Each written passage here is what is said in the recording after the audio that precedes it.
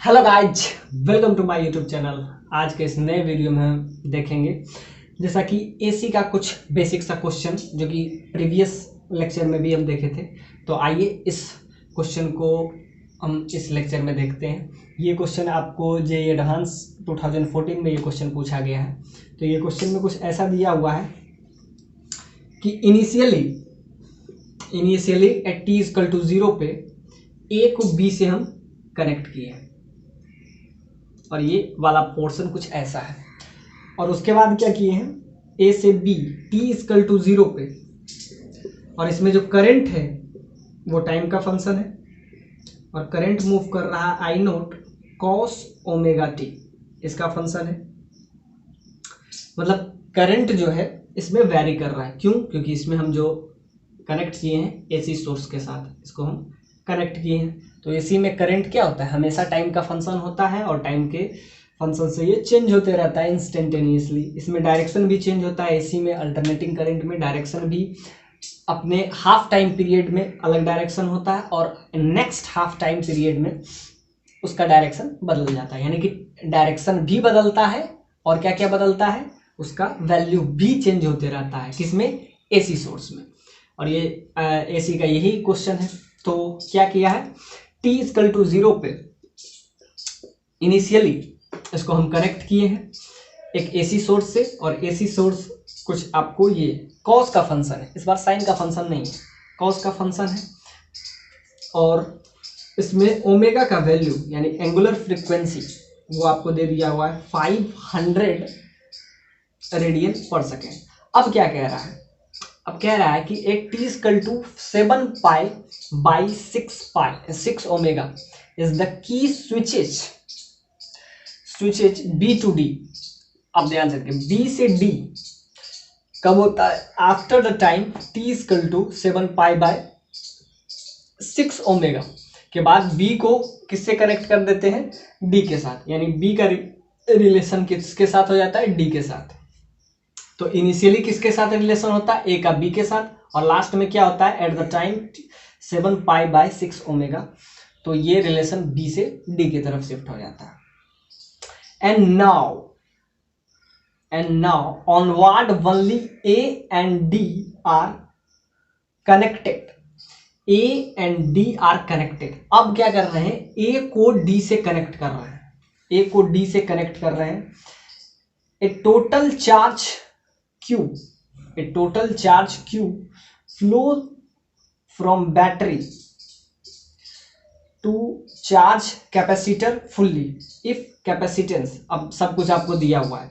अब आपको हर चीज निकालना है कि जब हम क्या कर रहे हैं, A को लास्ट में D के साथ कनेक्ट कर रहे हैं कितने टाइम के बाद, तो T equal to 7 pi by 6 omega, इतना टाइम के बाद हम इसको D से कनेक्ट कर रहे हैं। तो आप बताइए कि इस कैपेसिटर पे कितना चार्ज होगा, कितना वोल्टेज होगा, ये वगैरह वगैरह आपसे हर चीज इस क्वेश्चन में आपसे पूछा है। चेंज कर रहा है क्योंकि ये एसी सोर्स से कनेक्टेड है। तो कुछ ऐसा होगा, इधर टाइम है, इधर आपका आई करंट। अब ध्यान से देखिए, करंट और टाइम के बीच का हम ग्राफ बनाएंगे। तो सिंपल सा बात है, कॉस का फंक्शन है तो यहां से आएगा और ये इस पे 0 होगा, फिर ये कुछ इस टाइप से शिफ्ट होगा।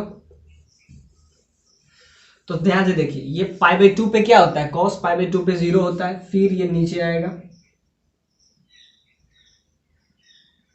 और ये कहीं 3 पाई बाई 2 इस पे 0 होता है पाई बाई 2 पे। और यहाँ पे आपको ग्राफ दिया था आई नोट कॉस 500 इंटू टी, और यहाँ पे ओमेगा का वैल्यू आपको दे दिया हुआ है 500 रेडियन पर सेकेंड। तो सिंपल सा बात है, यहाँ से अगर हम निकालते हैं तो ये जो वैल्यू आपका आ जाएगा, तो ये आपका आ जाएगा पाई डिवाइडेड बाय 2 ओमेगा, और ओमेगा का वैल्यू आपको क्या दिया हुआ है, 500 रेडियन पर सेकेंड। अब ध्यान से देखिए, ये ये इसका क्या हो जाएगा 3 पाई, तो 3 यहाँ पे हो जाएगा 3 पाई बाय 2 ओमेगा, तो 3 पाई बाय 2 ओमेगा, 2 ओमेगा यहाँ भी था तो यहाँ पे 3 पाई। अब बीच में ये कहीं एक पोजीशन आएगा जहाँ पाई, तो सिंपल सा बात है पाई पे क्या हो जाएगा, इधर नेगेटिव में जो करंट होगा वो मैक्सिमम, डायरेक्शन नेगेटिव में होगा, और ये जो करंट होगा वो पाई पे क्या हो जाएगा, मैक्सिमम होगा। तो पहला बार में आपसे पूछा है 2 पाई बाई 2 ओमेगा और इसका जस्ट डबल, तो इसका जस्ट डबल क्या हो जाएगा पाई, पाई पे तो यहाँ पे आपका आ जाएगा पाई बाय ओमेगा, यहाँ पे इसका मैक्सिमम होगा नेगेटिव डायरेक्शन में तो माइनस आई, और इसको अगर पॉजिटिव डायरेक्शन में हम यहाँ ले तो ये आपका आ जाएगा, फिर मैक्सिमम होगा, मैक्सिमम तो इस पोजीशन पे होगा। ये पाई है तो ये आपका आ जाएगा, ये 90 तो ये आपका आ जाएगा, सिंपल सा बात है 2 पाई बाय ओमेगा। इस टाइप से इसमें करंट का फ्लो होगा। तो आपको बताना है कि जब हम इसको कनेक्ट कर रहे हैं ए से बी से, सिंपली ए से बी, और ये क्या हो जाएगा डिस्कनेक्टेड होगा, यानी ये सेल अभी किसी काम के नहीं होगा, तो ये क्या होगा एसी सोर्स इसमें जाएगा इधर से इस टाइप से और इधर से मूव करेगा, और ये क्या हो जाएगा capacitor charge discharge, charging discharging and so on. तो आपको बताना है कि इसमें मैक्सिमम करंट कितना होगा जब हम इसको ए से बी कनेक्ट कर रहे हैं, तो इसमें मैक्सिमम करंट, अब ध्यान से देखिए इसमें मैक्सिमम करंट का आपसे क्वेश्चन पूछा गया कि मैक्सिमम करंट कब होगा। तो ध्यान से देखिए कि जब ये इस टाइम से पहले, इस टाइम के ये अभी आपका आ रहा है 7 पाई बाय 6 ओमेगा, ये करीब करीब पाई से ज़्यादा है, यानी कहीं ना कहीं यहाँ से आएगा, ये पॉइंट आएगा, तो ये आपका आ जाएगा 7 पाई बाय 6 ओमेगा, पाई से थोड़ा सा ज़्यादा है तो पाई से थोड़ा सा आगे हम शिफ्ट किए, तो क्या करेंगे इसमें, तो करंट मैक्सिमम तो आपको दिख रहा है कि इसके पहले 7 पाई बाय 6 से पहले अगर करंट देखें तो ये मैक्सिमम होगा इस पॉइंट पे, यानी इनिशियली यानी t इक्वल टू 0 पे इसमें करंट मैक्सिमम होगा। अब आपसे पूछ रहा है कि चार्ज मैक्सिमम कब होगा, करंट और उसके बाद चार्ज, यानी मैक्सिमम चार्ज, मैक्सिमम चार्ज इस कैपेसिटर पे, इस कैपेसिटर पे 2 प्लेट होगा, एक पॉजिटिव प्लेट एक नेगेटिव प्लेट, तो इस पे आपसे पूछा है कि ये चार्जिंग डिस्चार्जिंग ये चलता रहेगा। तो आप बताइए कि इस प्लेट पे, पॉजिटिव प्लेट और as well as negative plate पे मैक्सिमम चार्ज कितना होगा। तो मैक्सिमम करंट तो आपको दिख रहा है इस पोजीशन पे इस टाइप से, तो आपको अब निकालना है मैक्सिमम चार्ज। तो ध्यान से देखिए मैक्सिमम चार्ज इसमें अगर हम निकालेंगे तो ये वाला पार्ट आपके लिए आ जाएगा, ये करंट है और टाइम के साथ इसका हम फंक्शन निकालते हैं। तो जैसे कि देखिए करंट क्या होता है D Q by D T, यानी कि rate of flow of charge, that is current. और आपसे पूछ रहा है कि मैक्सिमम चार्ज बताइए जब हम ए से बी को कनेक्ट करते हैं इनिशियली इस कंडीशन में at T equal to 0, at t equal to 0 when this A and B are connected to each other with this AC source, find the maximum current। तो करंट आपका तो ये दिख रहा है, लेकिन अब आपसे पूछ रहा है कि मैक्सिमम चार्ज क्या होगा और वो इसके पॉजिटिव प्लेट पे मैक्सिमम कितना चार्ज होगा। तो ये आपके क्वेश्चन का फर्स्ट पार्ट है। तो यहां से अगर हमको चार्ज निकालना है D Q, so I into D T, इसको डी टी के साथ क्या करना पड़ेगा, हमको इंटीग्रेट करना पड़ेगा। ये आपको यहां से दिख रहा है कि I that is equal to D T in D Q divided by D T, और दोनों साइड क्या करेंगे बोथ साइड इंटीग्रेशन। तो अब हम क्या करेंगे इंटीग्रेट करेंगे, तो इसमें मैक्सिमम आपका क्या आ जाएगा करंट। तो इंटीग्रेशन करेंगे डी क्यू का integration that is equal to I। अब इसमें करंट क्या है I naught cos 500 into T, और इसको हम डी टी के साथ कनेक्ट करेंगे। तो इसका टाइम क्या होगा, अब टाइम आपसे क्या पूछ रहे हैं मैक्सिमम चार्ज। तो मैक्सिमम चार्ज वो भी किसके पहले ए से बी को हम कनेक्ट किए हैं तब हमको मैक्सिमम चार्ज चाहिए। तो मैक्सिमम चार्ज अगर ये ध्यान से देखिए, करंट का डायरेक्शन इसमें क्या हो जाएगा, ये वाला पोर्शन में, ये वाला एक ही डायरेक्शन में है, तो हम कहते हैं एसी सोर्स में करंट का डायरेक्शन चेंज होते रहता है। तो ध्यान से देखिए, ये वाले पार्ट में जब हम ए से बी कनेक्ट कर रहे हैं तो हमको क्या चाहिए, मैक्सिमम पहले करंट, तो जो कि यहाँ पे आपको मिल जाएगा t इक्वल टू 0 पे ही मैक्सिमम करंट। अब मैक्सिमम चार्ज निकालना है तो t इक्वल टू 0 से लेके यहाँ तक π/2 इंटू ओमेगा, यहाँ तक हम क्या करेंगे, सिंपली इसको इंटीग्रेट कर लेंगे, यहाँ से इंटीग्रेशन करेंगे और t इक्वल टू 0 से लेके t equal to π/2 into omega. यानी कि ध्यान से देखिए, इस पॉइंट पे क्या हो जाता है, इस पॉइंट पे करंट मिनिमम होगा। तो क्या है, इसमें हम मिनिमम से मैक्सिमम, इसमें क्या कर रहे हैं, सिंपल सा बात है, इंटीग्रेट करके, तो इसमें मिनिमम जो होगा 0 और मैक्सिमम टाइम क्या हो जाएगा, तो सिंपल सा बात है कि मैक्सिमम हो जाएगा 0। अब ऊपर नीचे आप कर सकते हैं, तो लोअर लिमिट अपर लिमिट, तो इसके बीच में हम क्या कर लेंगे, इंटीग्रेट कर लेंगे, तो हमारा आएगा चार्ज, जो कि इस प्लेट, इस कैपेसिटर वाला प्लेट पे क्या हो जाएगा, एक्यूमुलेट होगा। तो सिंपल सा बात है, अब ये इंटीग्रेशन हो गया। अब बेसिक सा इंटीग्रेशन है, इसको हम क्या कर लेंगे, इंटीग्रेट कर लेंगे।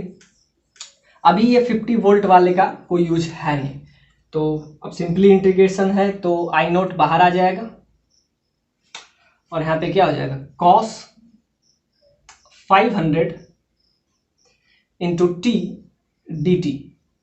अब इसको हम इंटीग्रेट करेंगे तो 0 से π/2 ओमेगा। अब इसको हम सिंपली इंटीग्रेट कर लेते हैं, तो ये cos का इंटीग्रेशन आपको पता है क्या होगा, तो cos का इंटीग्रेशन सिंपली आपका आ जाएगा, अभी इसमें कुछ लॉजिक है नहीं, तो cos का इंटीग्रेशन हम कर लेंगे। तो cos का क्या हो जाता है इंटीग्रेशन, sin 500 इंटू टी। अब ध्यान से देखिए, जो मल्टीप्लाई में है वो क्या आ जाता है, इसमें डिवाइड में आ जाता है। अब आप यूज कीजिए, अपर लिमिट क्या है, अपर लिमिट π/2 इंटू ओमेगा, और ये आपका आ जाएगा लोअर लिमिट दैट इज 0।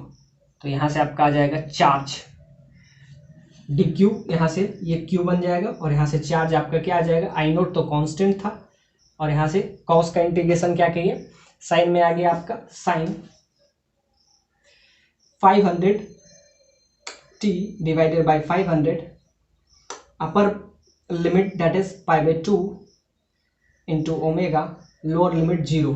अब इसको हम इंटीग्रेट कर लेंगे, तो यहाँ से हमारा क्या आ जाएगा, चार्ज।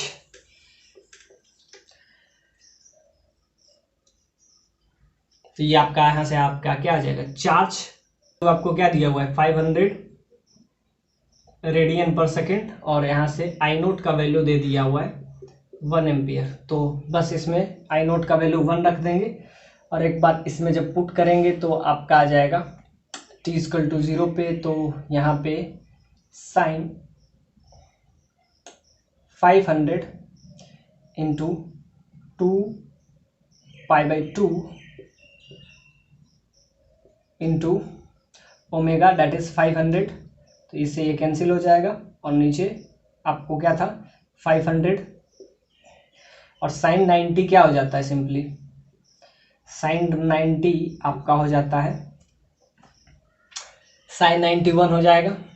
और एक बार हम लोअर लिमिट जब रखेंगे तो 0 हो जाएगा, तो साइन 0 0 हो जाएगा, 1/500 कूलम्ब का चार्ज आ गया। तो फर्स्ट पार्ट तो हम इसका देख लिए। क्या किए, सिंपली जब हम ए से बी को कनेक्ट किए तो क्या हो जाएगा, ये कैपेसिटर चार्ज होगा, और इसके पॉजिटिव प्लेट पे मैक्सिमम चार्ज कितना होगा, तो क्या किए हम, सिंपल सा बात है, चार्ज के लिए हम इसको इंटीग्रेट कर लिए, तो इस पे क्या आ जाएगा, मैक्सिमम चार्ज।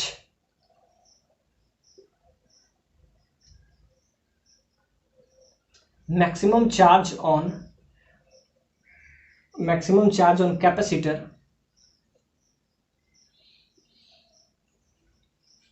तो वो आपका क्या आ गया, Q का वैल्यू आपका सिंपली आ जाएगा 1/500 कूलम्ब का चार्ज आ गया। तो ये इस पे मैक्सिमम चार्ज हुआ। चार्ज के लिए क्या यूज किए, dq/dt, दोनों साइड इंटीग्रेट किए, और इसके बीच में हम देख लिए इंटीग्रेट करके कि इसके बीच में कितना मैक्सिमम चार्ज है, वही चार्ज तो इस पे आएगा। अब क्या होगा, जब इस पॉइंट पे पहुंचेगा तो इसमें करंट ही 0 हो जाएगा, तो सिंपल सी बात, तब तक ये कैपेसिटर तब तक चार्ज होगा जब तक इसमें करंट जा रहा है, तब तक ये फुल्ली चार्ज होगा, और जब ये फुल्ली चार्ज हो जाएगा तब इसमें हम देखते हैं मैक्सिमम करंट। तो यहाँ पे t इक्वल टू इस पॉइंट पे आके ये पूरा cos 90 पे ये पूरा 0 हो जाता है। तो मैक्सिमम ये, मिनिमम ये, तो मैक्सिमम मिनिमा के बीच में हम देख लिए कि कितना चार्ज आया।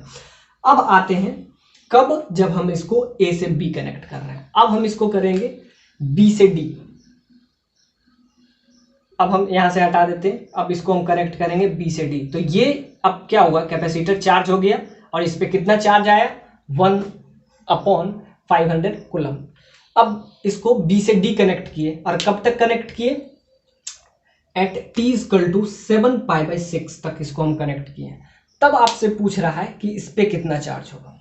अब तक हम कितना देखे थे, तो अब ये अगर इस डायरेक्शन को अगर आप ले लें क्लॉकवाइज सेंस, तो ये आपका हो जाएगा ACW, एंटी क्लॉकवाइज सेंस, क्योंकि डायरेक्शन भी बदल रहा है और मैग्नीट्यूड भी हर एक टाइम, ये टाइम का फंक्शन है, इट इज टाइम फंक्शन।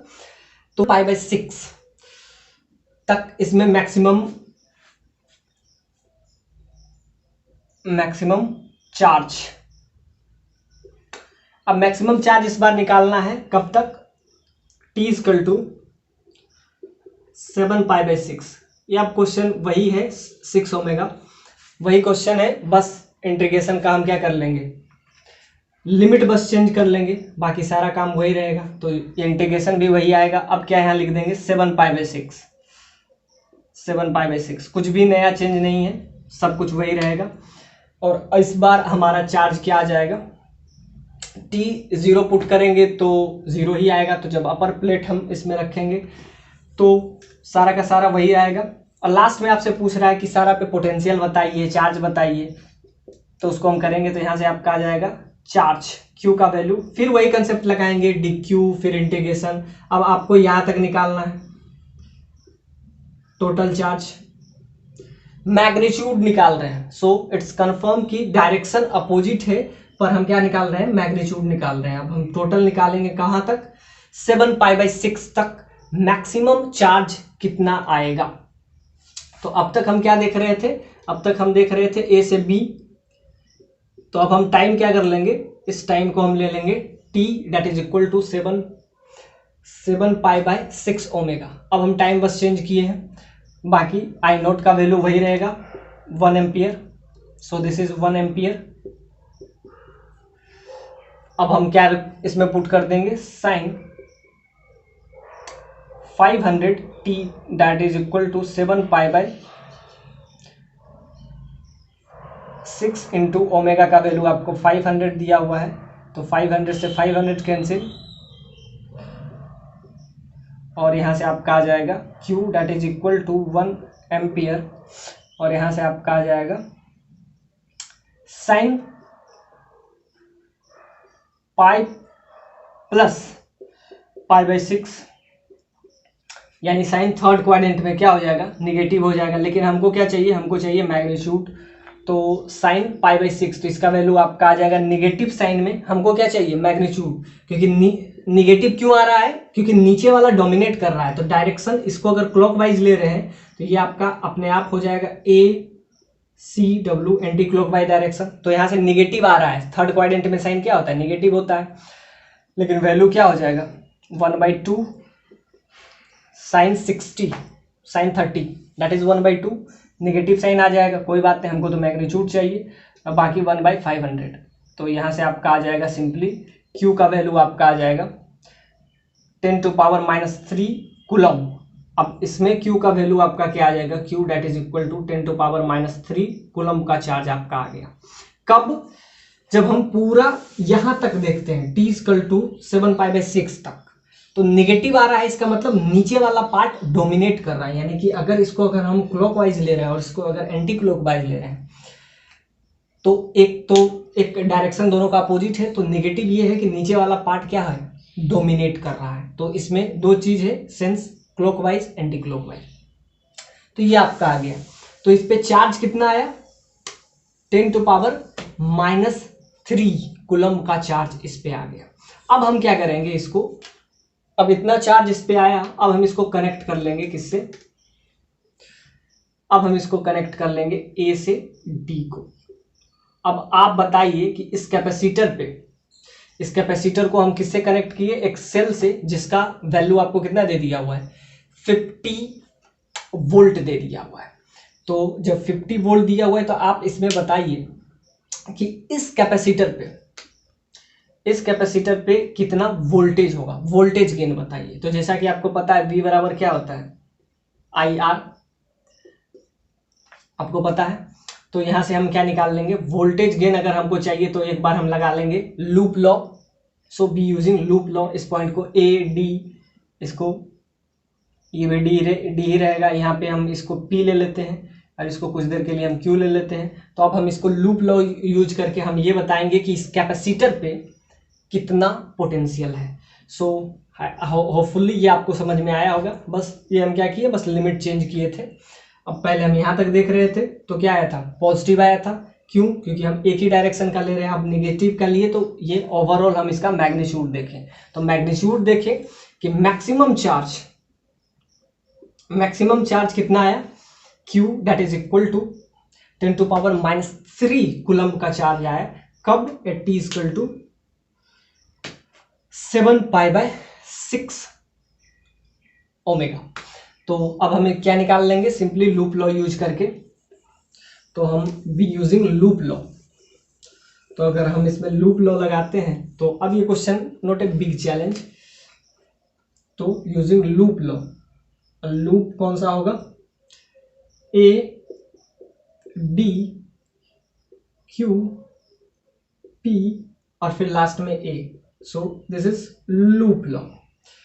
तो इस लूप लॉ में हम क्या देखेंगे, इस पे चार्ज कितना आया आपका, 10⁻³ तो जैसा कि आपको पता है कि Q बराबर CB होता है। तो आपको पता है कि V that is equal to Q/C।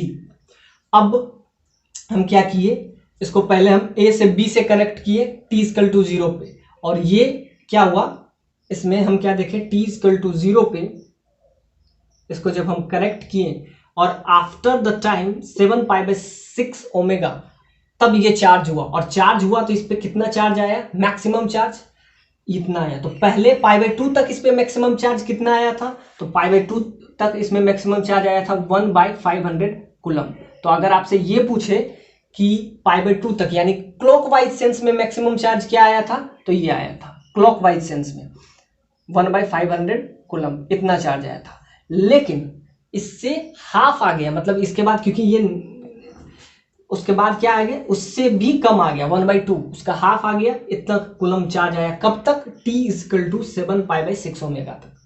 तो अब हम इसमें लूप लॉ लगाते हैं। अब इस पे हमको देखना है कि पोटेंशियल कितना है after we connecting A to D। तो सिंपल सा बात है, अब ये लूप लॉ है, इसमें नॉट ए बिग चैलेंज। अब हम सिंपल सा बात है, इसमें Q V वैल्यू क्या आ जाएगा, 10⁻³ कूलम आफ्टर टाइम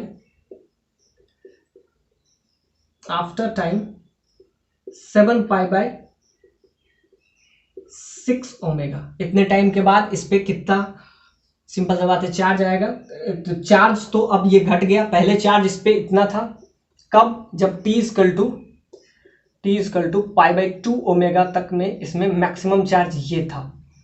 अब क्या हुआ, चार्ज घट गया, चार्ज इतना हो गया, यानी कि पहले इस पे बहुत सारा चार्ज था और अब धीरे धीरे ये चार्ज घट रहा है। यानी कि क्या होता है, कैपेसिटर होता क्या है, चार्ज डिस्चार्ज। तो पहले मैक्सिमम चार्ज इतना था, फिर घट के टाइम जब बढ़ा तो इस पे चार्ज घट गया। तो और डायरेक्शन भी अपोजिट हो गया, ये भी हम देखें। तो इस पे चार्ज आया इतना, और इसका कैपेसिटेंस क्या है, 20 माइक्रोफेराड, यानी 10⁻⁻6 फेराड, और इसके पॉजिटिव प्लेट से यानी 50। तो इस पे आपका आ जाएगा पूरा, that is equal to, that should be 0। Overall क्या होगा, 0। अब ध्यान से देखिए, इसमें हम करंट देख लेते हैं। तो यहाँ से इससे कनेक्ट किए, अब यहाँ से इसमें जो करंट आएगा, सपोज दैट I करंट है, इसके डायरेक्शन में जा रहे हैं, तो करंट इस डायरेक्शन से निकलता है नेगेटिव प्लेट से। तो इसके अगर हम क्या आ रहे हैं, अपोजिट डायरेक्शन में आ रहे हैं, तो क्या होगा, नेगेटिव साइन लगाएंगे। I इंटू आर, रेजिस्टेंस कितना है इसका 10 ओम, दैट शुड बी 0। क्या किए, इस पे चार्ज कितना था, इतना चार्ज था, इसके पॉजिटिव प्लेट से मिले तो +50, अब इसके अपोजिट डायरेक्शन में जा रहे हैं तो माइनस, तो यहाँ से क्या आपका निकल जाएगा, यहाँ से करंट निकल जाएगा, जो कि आपसे पूछा है कि करंट बताइए इसमें, पोटेंशियल ड्रॉप। आप अब इसमें कुछ भी आप बता सकते हैं, आपसे ये पूछे कि इस पे, इस कैपेसिटर पे कितना चार्ज, कितना पोटेंशियल होगा, तो पोटेंशियल के लिए हम क्या यूज करते हैं, सिंपली चार्ज होता है 10⁻³ और इस पे 20 इसका कैपेसिटेंस है 10⁻⁶, तो इससे ये कैंसिल होगा, तो ये आपका ऊपर चला जाएगा, तो 10⁻³ divided by 20, so you will gate 550। 50 इस पे क्या आ जाएगा, सिंपली 50 वोल्ट आ जाएगा इस पे।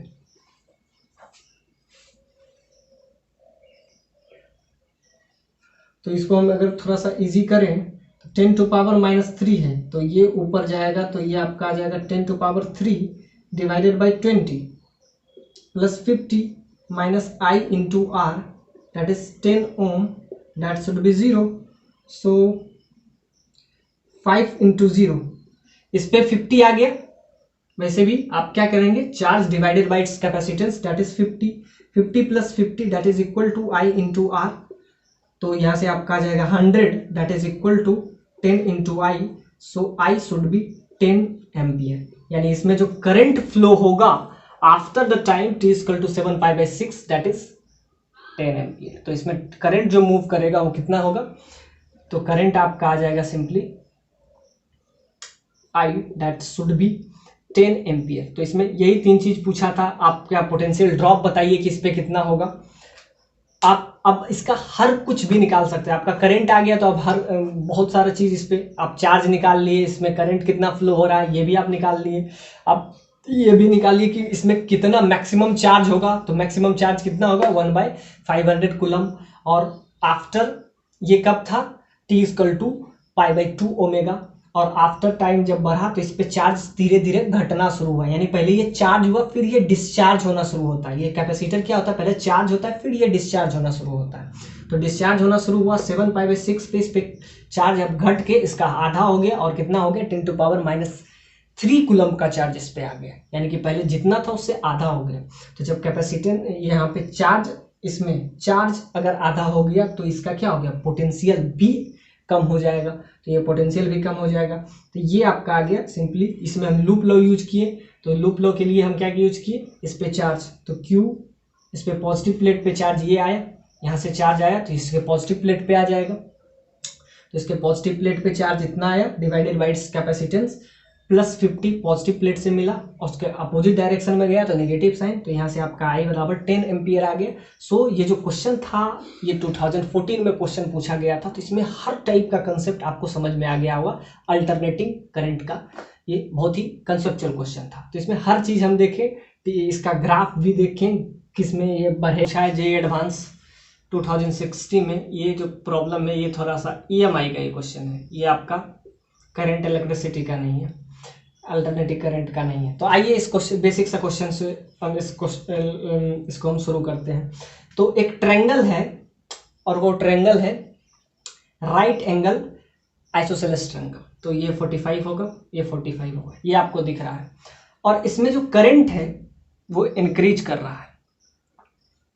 वो किस रेट से इंक्रीज कर रहा है, di/dt आपको दे दिया हुआ है 10 एम्पियर पर सेकेंड। एक कंडक्टिंग लूप ऑफ हाइट, इसका हाइट भी आपको दे दिया हुआ है 10 centimetre, is kept such that the vertex that is 90 degree is very close to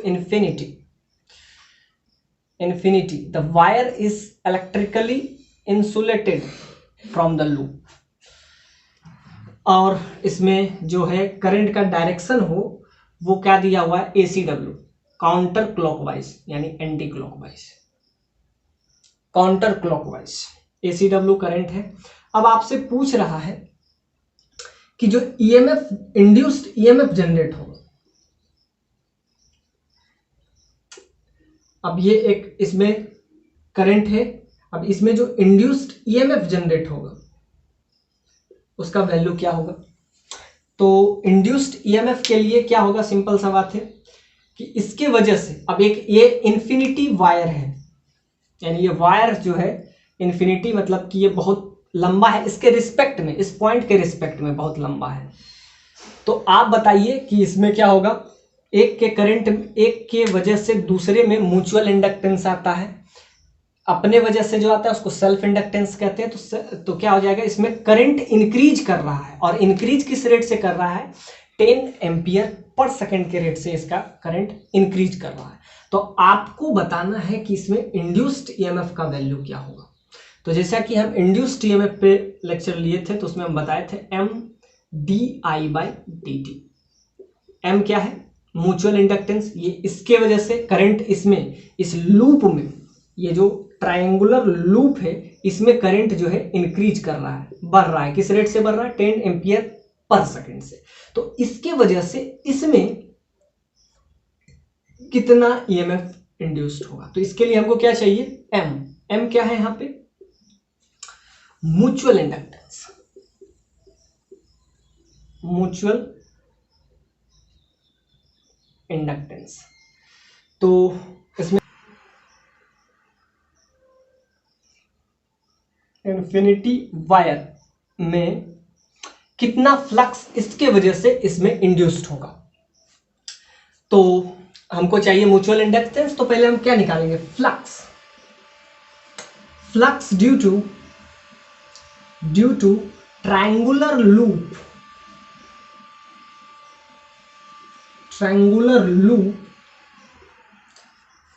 flux due to triangular loop on infinity wire which carry the current I, which carrying current I, इसमें I current है, तो इसके वजह से इसमें कितना induced, इसमें जो फ्लक्स है, तो फ्लक्स का वैल्यू क्या होता है, phi, that is B into A, B dot A.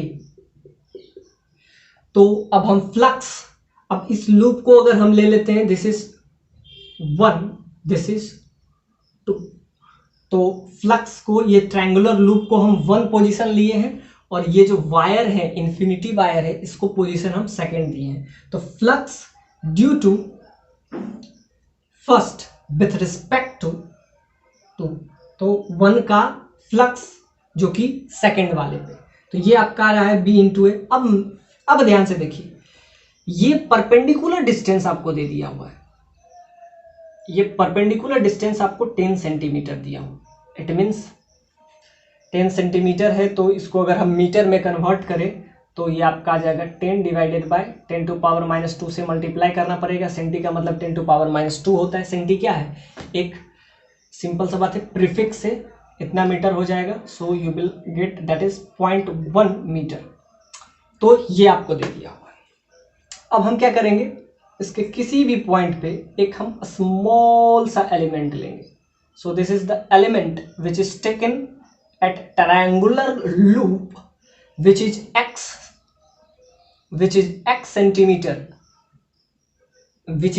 centimeter below this infinity wire। so यहाँ पे हम क्या ले लेंगे, एक ट्रायंगुलर लूप ले लेंगे। तो ये जो है एक छोटा सा इसमें हम क्या ले लेंगे, एक एलिमेंट लेंगे, एलिमेंट्री पार्टिकल। उसके बाद हम इंटीग्रेट करेंगे। एरिया तो इसका फिक्स है, एरिया भी चेंज कर रहा है। तो हम क्या करेंगे, हम पहले निकालेंगे flux due to this triangular loop on this infinity wire which carrying current that is I। तो हम क्या करेंगे, इसके वजह से इस पे कितना मैग्नेटिक फील्ड प्रोड्यूस हो रहा है। होता क्या है, पहले करंट बढ़ता है, current increases, then due to current increases in this circuit, this loop, current जो है इसमें, इसके वजह से इसमें भी बढ़ेगा। तो एक इसीलिए तो इसको नाम हम दिए हैं म्यूचुअल इंडक्टेंस।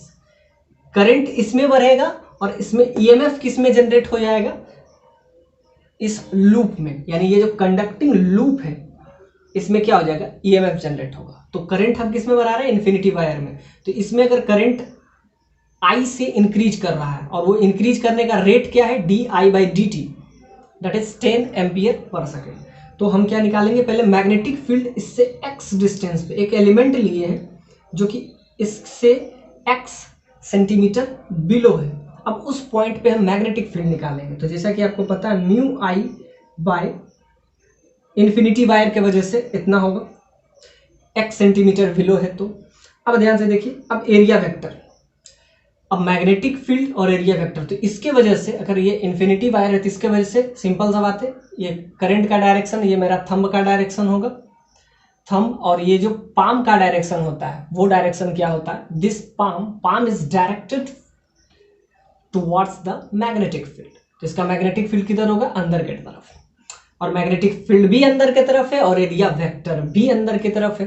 तो दोनों के बीच का एंगल क्या हो जाएगा, 0। तो डॉट वेक्टर की वजह से cos 0 आप ले लीजिएगा, तो वहां पे कोई दिक्कत नहीं होगा। क्यों, क्योंकि मैग्नेटिक फील्ड भी अंदर है, एरिया वेक्टर भी अंदर है, तो दोनों के बीच का angle 0, so cos 0 that is 1। तो मैग्नेटिक फील्ड इतना जनरेट किया 2 पाई एक्स, और इसका एरिया हो जाएगा 2 pi into D x. D x क्या है इसका, डी एक्स इसका हो जाएगा थिकनेस, तो ये आपका हो जाएगा उसका थिकनेस। तो बस अब यहाँ से हमारा क्या आ जाएगा, इंटीग्रेट कर लेंगे, तो यहाँ से आपका आ जाएगा 0 से लेके 0.1 तक। अब इसको हम इंटीग्रेट करेंगे तो यहाँ से फाई का वैल्यू आपका सिंपली आ जाएगा म्यू नोट आई बाय 10 पाई। तो ये आपका आया अभी फाई, और जैसा कि हम बताए हैं फाई क्या होगा, phi that is equal to E that is equal to M into D I by D T. तो फाई का वैल्यू आ गया 1 का विथ रिस्पेक्ट टू 2, तो यहां से आपका आ गया, तो फाई का वैल्यू आपका आ जाएगा, तो फाई का वैल्यू आपका आ गया म्यू नोट आई बाय 10 पाई, और ये किसके बराबर है, m into D I by D T. तो यहां से सिंपल सा बात है, D I by D T का वैल्यू यहां से आपका आ जाएगा एम आई के बराबर हो जाएगा phi that is equal to, ये ईएमएफ होता है M D I by D T, और फाई का वैल्यू सिंपली हो जाता है एम आई के बराबर म्यूचुअल इंडक्टेंस इनटू करंट। अब इसको हम डायरेक्ट यहाँ से म्यूचुअल इंडक्टेंस का वैल्यू आपका क्या आ जाएगा, ये फाई का वैल्यू आपका आ गया म्यू नोट आई बाई 10 पाई। तो यहाँ से अगर हम निकालें एम आई, तो यहाँ से एम का वैल्यू आपको सिंपली आ जाएगा म्यू नोट बाई 10 पाई। तो यहाँ से म्यूचुअल इंडक्टेंस का वैल्यू आपका आ जाएगा simply mu naught divided by 10 पाई। तो म्यूचुअल इंडक्टेंस आ गया, और फाई किसके बराबर होता है, म्यूचुअल इंडक्टेंस इनटू करंट। तो यहाँ से आपका आ जाएगा म्यूचुअल इंडक्टेंस का वैल्यू। अब म्यूचुअल इंडक्टेंस का वैल्यू हम यहाँ पे रख देंगे, और D I by D T आपको पहले से ही दिया हुआ है 10 एम्पियर पर सेकेंड। तो यहाँ से आपका आ जाएगा ईएमएफ का वैल्यू, तो इसका वैल्यू आपका क्या आ जाएगा म्यू नोट बाय 10 पाई दिया हुआ है, और इसका वैल्यू आपको कितना दिया हुआ है 10 एम्पियर पर सेकेंड। तो 10 से 10 कैंसिल, तो यहाँ से आपका आ जाएगा म्यू नोट पाई पाई। तो ये आपका आ जाएगा EMF due to infinite wire on this triangular loop after the integration. तो हम क्या निकाले, पहले फ्लक्स निकाले, और फ्लक्स किसके बराबर होता है, एम आई के बराबर हो जाता है। तो फ्लक्स आपका क्या आया था, म्यू नोट आई बाई 10 पाई। तो यहाँ से एम का वैल्यू क्या आ गया, एम का वैल्यू सिंपली आ गया म्यू नोट बाई 10 पाई। तो ये आपका आ गया म्यूचुअल इंडक्टेंस। म्यूचुअल इंडक्टेंस आ गया तो ईएमएफ क्या होता है, M D I by D T. तो D I by D T का वैल्यू आपको क्या दिया हुआ था 10 एम्पियर पर सेकेंड, बस वैल्यू रख दिए। तो ये आपका आ गया इंड्यूस्ड ईएमएफ। इंड्यूस्ड ईएमएफ का वैल्यू आपको सिंपली क्या आ गया म्यू नोट बाय पाई। तो ये आपका आ जाएगा इतना वोल्ट इंड्यूस्ड ईएमएफ। और लास्ट में एक पार्ट आपसे पूछा है इस क्वेश्चन में कि रिपल्सिव फोर्स कब होगा। तो रिपल्सिव फोर्स तब होगा जब दोनों का डायरेक्शन सेम होगा। तो दोनों का डायरेक्शन कब सेम हो रहा है, तो इस पॉइंट पे इसका हाइपोटेनस जो है इसके पैरेलल है। तो दो करंट जब सेम डायरेक्शन में जाते हैं, दो करंट जब सेम डायरेक्शन में जाते हैं तो एक दूसरे को क्या करते हैं, अपोज करते हैं। अपोजिट डायरेक्शन में होता है तो अट्रैक्शन होता है, और सेम डायरेक्शन में होता है तो क्या होता है, रिपल्सन होता है। तो current which is flow in same direction repel each other. तो क्या होगा, करंट फ्लोइंग थ्रू। अब इसके वजह से तो इसमें नहीं होगा क्योंकि इसका डायरेक्शन एक दूसरे के पैरेलल होना चाहिए। तो ये कंसेप्ट तब लगता है जब पैरेलल हो और एक दूसरे के डायरेक्शन में जा रहा है। तो ध्यान से देखिए, इसके हाइपोटेनस जो है, हाइपोटेनस में इधर करंट का फ्लो हो रहा है और इस इनफाइनाइट वायर में भी इसी डायरेक्शन में हो रहा है, यानी दोनों का डायरेक्शन सेम है। तो जब दो पैरेलल आपको वायर दिखे और दोनों में सेम डायरेक्शन में अगर फ्लो हो रहा है करंट, तो एक दूसरे को क्या करते हैं, रिपेल करते हैं। तो current which is flow in same direction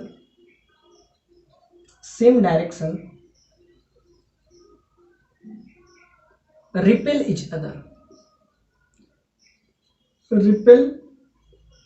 other। तो इसको क्या करेगा, सिंपली रिपेल करेगा। तो रिपल्सन फोर्स कब लगेगा, तो इसके बीच में, इसका हाइपोटेनस ये आपस में पैरेलल है और दोनों का डायरेक्शन सेम है, तो क्या होगा, एक दूसरे को रिपेल करता है। यही डायरेक्शन अगर दोनों का एक दूसरे के अपोजिट होता तो अट्रैक्शन फोर्स होता है। तो यही रिपल्सन के जगह पे वहां पे क्या हो जाता है, अट्रैक्शन फोर्स। तो अट्रैक्शन फोर्स कब लगता है, जब पैरेलल हो और दोनों का डायरेक्शन अपोजिट हो। तो इसी वजह से आपको कभी भी होता है कि like charger repel each other, attract each other.